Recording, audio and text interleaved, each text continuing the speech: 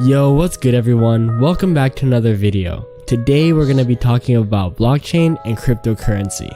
Cryptocurrency is really big right now, especially with Facebook's announcement of their new cryptocurrency called Libra, so I decided to look more into it. What I found was that there's literally thousands of different types of cryptocurrencies on the market right now, so I thought if there's so many different versions, I might be able to make my own. So sit back, relax, and let's make our own cryptocurrency. To be able to make a new cryptocurrency, we're gonna have to understand what it is. The most important thing that cryptocurrencies like Bitcoin use is blockchain. Here's a brief explanation. So, a block is just a collection of data, and a blockchain is a chain of these blocks. Let's take a closer look. A block contains information, including what's called a hash. A hash is a unique identifier, kind of like a person's name. It's important to understand that this hash depends on all the block's other data, so if you change something in the block, its hash will change too. Like, let's say you have a friend named Michael. If Michael's hella skinny, you know him as Skinny Michael. But if Michael hits the gym and gets super ripped, now you know him as Big Michael. Because the qualities of Michael changed, so did his name. A block also contains the hash of the previous block on the chain, as well as other information like transaction data. So because all the blocks contain their own hash and the hash of the previous block, they're connected in a chain. You can think of this like people standing in a line. Each person has their own name, and let's say each person knows the name of the person standing behind them in line, as well as other information such as the weight of their own left nut.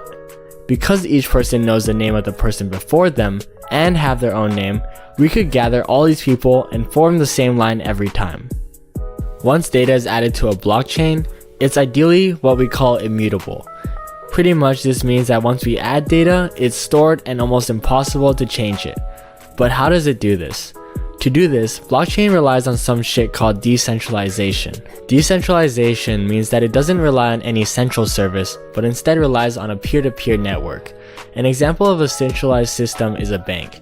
It's centralized because the bank stores your money as well as all the transactions in its own database, which they verify independently. You trust the bank with your money. But with a decentralized system, such as a peer-to-peer network, responsibilities of storing and verifying data is distributed amongst the people. Regarding blockchain, everybody in this peer-to-peer network, which is open to anyone, has a copy of the blockchain. This is what makes it what's called a distributed ledger. When a new block is added to the blockchain, each person verifies that it's okay to add it to the chain and adds it to their own version of the chain. If everything checks out and we have a majority of the network, or over 50%, that agrees on verifying this new block, then we have what is called consensus, and the accepted blockchain is updated to include this new block. And if someone were to change data in the chain or add a block that had tampered data that gave them $1 million, their version of the blockchain would be different than what's accepted by the majority in the network, and this person would not be able to get this change onto the real accepted blockchain. This is like in the line of people, if Big Michael decides to lie and say that his left nut weighs 2 pounds instead of what it actually weighs, in a peer-to-peer network, such as a network of millions of doctors that have his original left nut weight data, they'll all say no, it's 0.33 pounds. This is really important because if it was based on a centralized system, like one single trusted doctor that just kept a list of all the people in the line and the weight of their left nut, all Michael has to do is bribe this one doctor to write that his left nut is 2 pounds, and then it would be verified and everybody would accept that his left nut is 2 pounds when it is actually 0.33 pounds. The last really important concept of blockchain is called proof of work. Say someone changed some data in their own version of the blockchain.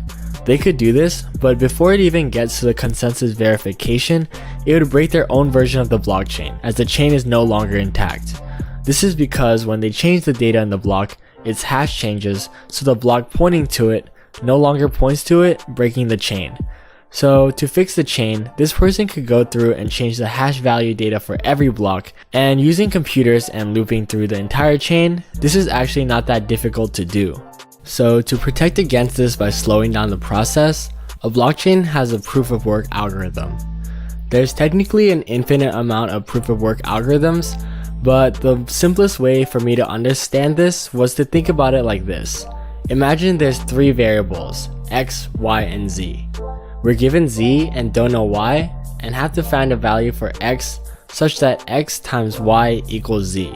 To solve this, we should start by guessing any value for x, say 1. We multiply 1 times y, and the only feedback we get is if this value is equal or not equal to z. If it's not, then we should try another value like 2 and 3, and every number until we get that x times y equals z. Then once we have this value for x, we've solved this specific proof of work algorithm. This value for x is stored in our block and affects our hash, making it the correct one. This is just an example that's really basic and wouldn't actually be implemented because it's too fast to solve, but it has the same concept of brute forcing an answer, or literally attempting every possible answer until you happen to get the right one. So proof of work algorithms make it really hard to override the entire blockchain because we would have to go through and solve this long proof of work algorithm for every single block in the chain. With this, well-implemented blockchain technology behind stuff like Bitcoin and Ethereum is really secure. However, if someone were to gain over 50% of the peer-to-peer network in order to verify some kind of corrupted data, they could crash the entire system. But because of properties of blockchains such as the proof of work algorithm, this is pretty much impossible to do. Okay, so now we're finally done with that. I hope it made sense, but now we can make the cryptocurrency. So we can pretty much use any object-oriented programming language, but I'm gonna use Python because it starts with a P and that's Rick Ross's favorite letter. Shout out to all the pair. We're gonna start by making a blockchain object, and this blockchain contains blocks, so we're gonna make an object for that. And a block contains data, including transactions, so we're gonna have a transaction object as well. And for the blockchain object, we're gonna have to initialize it to have a chain of blocks, which we're gonna store in an array. And for the block object, we need the hash of the previous block, as well as a list of the transactions, which we're also going to store in an array. And we're also going to be storing other information like the time the block was created, as well as the index of the block or the number of the block. For the transaction object, we're going to have the basic stuff like a sender, a receiver, the transaction amount, the time the transaction was created, as well as its own hash. And for the hash of these blocks and transactions, we're going to be using an algorithm called SHA-SHA-MA-DING-A-LING-A 256, which is the same algorithm that Bitcoin uses to store their hashes for their blocks. Then we need a function to add blocks to our blockchain, and we're going to test what we have so far with the test function that makes a new blockchain, adds 3 random blocks to it, and then prints it out. So as you can see here, it works because we have a blockchain that has 3 blocks, and each block has its own hash as well as the hash of the previous block, making them connected in a chain. So technically right now what we have is the most bare bones version of a blockchain. Okay, so now we're gonna have to implement a proof of work algorithm, and remember how I said the block's hash depends on all the block's other data? So pretty much we're gonna store a value in the block, and this is gonna be like x in our example, or the unknown. We're gonna call this variable nonce. And we're gonna brute force a solution for this variable until it makes the hash such that its first 4 digits are 1, 2, 3, 4. The process of solving for this value, or nonce, is called mining. And you probably heard this with like Bitcoin mining and shit like that. And for our cryptocurrency, we're gonna pretty much do the same thing. We're gonna have a list of pending transactions, or transactions that are waiting to be added to the blockchain. And when someone mines a block, they're gonna be adding a new block with all these transactions onto the blockchain. The person mining is gonna be rewarded some value of our cryptocurrency, and this is pretty much how our whole system stays stable. Okay, so now we're gonna test this by adding a new transaction and mining a new block. When it's mining the block, it's gonna be incrementing our value nonce and checking to see if it makes the hash start with 1, 2, 3, 4. Right now there's a delay on the output, but let's turn that off. So yeah, our computer solved the proof of work algorithm, and it came up with if the nonce was equal to 61,601, then it would make the hash of the block start with 1, 2, 3, 4. And once we solve this, it adds the block to the blockchain, storing the transaction. Now we're gonna have to be able to verify that each of the transactions that we add to the blockchain is valid, and we're gonna do this in the same way that people sign their checks in real life in order to make those checks valid. To do this, we're gonna give each person their own set of unique keys, a public key and a private key. With these keys, each person will be able to sign each transaction they make in order to verify that it's valid. We're gonna use a Python library called Cryptodome in order to generate these keys as well as sign transactions with the key. The cryptographic algorithm that we're gonna be using to generate these keys is called Rivis Shitass 76, which is widely used for secure data transmission. So now when we add a transaction, we're going to be passed the key of the sender, and we're going to be using this key in order to sign the transaction. And we're going to test this in a test file that generates a new key for the sender and makes a new transaction. Let's see what happens. So it generated the keys and I printed out the public key, and we get confirmation that our transaction was signed, making it valid. So yeah, it all looks good. Technically, now we have a cryptocurrency that's functional, but I'm gonna make an interface so that we can see it work and so that people can actually use it. Alright guys, so I'm not gonna lie, this was a huge fucking grind, but after a long time and a lot of work, we finally got the interface working. The video is already getting kinda long, so I'm not gonna go through the code, but if you do want me to, just leave a comment below and I'll probably just make another video in the future. In the meantime, let's just walk through the interface. So here we have the blockchain viewer, and right now we only have one block in the blockchain. This is the block that doesn't have the hash of the previous block, and this block is just empty. As you can see, there's no transactions in it, and this is called the Genesis block. So if we want to make a transaction, it's not going to let us until we sign in. So let's just go there, and we don't have an account yet, so let's just fill this out. Now that we're signed in, let's see what information's in our account. In our account, we have our name, our username, our email, our public key that we generated when we created the account, as well as a balance. And I started out everybody having a balance of 100 just for testing purposes.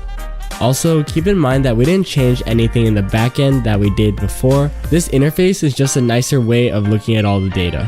Okay, so all our account information looks good, so let's go to the mining page. In the mining page, we can see our pending transactions, and there's already some pending transactions that I made before, but let's add to this list by making a transaction. Here we can make a transaction like we did before, and we have the same data like a sender, a receiver, and the amount. And as you can see, our sender box is locked and autofilled with our own account because we should only be able to send money from our own account. So let's fill this out and make a transaction. And now we can see that the transaction that we just made is added to our list of pending transactions. So now let's go ahead and mine this block, and it's going to take a second, but once it's done, we're going to see that our miner reward that goes to us for mining this block is added to the pending transactions. This means that we're going to get the reward once the next block is mined. And if we go back to the blockchain viewer, we can see that the block that we just mined is added to our blockchain and includes all the transactions. Then if we go back to our own account information, we can see that our balance is now 80 instead of 100 because of the 20 that we just transferred to another account. This is just a way for us to interact with our cryptocurrency, but our cryptocurrency is still missing the most important thing about blockchain technology, which is decentralization. To make it decentralized, we're gonna have to make a peer-to-peer network. We're gonna do this by registering each system that uses our cryptocurrency as a node. This pretty much means that all the systems that use our cryptocurrency are added to the peer-to-peer network and can see each other's blockchain. And for the consensus verification, because we already have all the validation shit in place, we're just gonna keep it simple and say that the longest blockchain in the peer-to-peer network should be the correct one. So if the majority of the peer-to-peer network agrees with this new longest blockchain, they're all gonna adopt this and set their own blockchain to this new longest block. Now, theoretically, if someone were to mine a block, the block would be added on everybody's blockchain. To test this, we're gonna run our interface on two separate addresses, and this is gonna emulate how it would be if two separate people ran our interface on two different physical devices. So now we just sign in on two different accounts and fuck. So turns out I just had a typo, so let's run it and sign in again. Now that we're signed into two separate accounts on two different nodes, we're gonna add a couple of transactions on one of them, and once it's added to our list of pending transactions, we're gonna mine the block. And when we mine a block, it gets added to our blockchain. This isn't anything different than what we saw before, but now on our other system, when we reload the page, that blockchain gets updated as well. Okay, but this consensus verification has to work for any node in this peer-to-peer network, so we're gonna try it the other way. We're gonna add some transactions to this other node, and when we have it in the pending transactions, we're gonna mine a new block and see what happens. So the block that we just mined is now added to the blockchain on this node. This isn't anything new. But now, if we refresh the other node, we can see that its blockchain is updated to include this new block as well. Also, if we were to look into the blockchains of each of these nodes, we would see that all the data inside these blockchains are the same, which is what we want. Okay, so that pretty much wraps up our video because our cryptocurrency is functional, but the only thing is that our cryptocurrency has no value.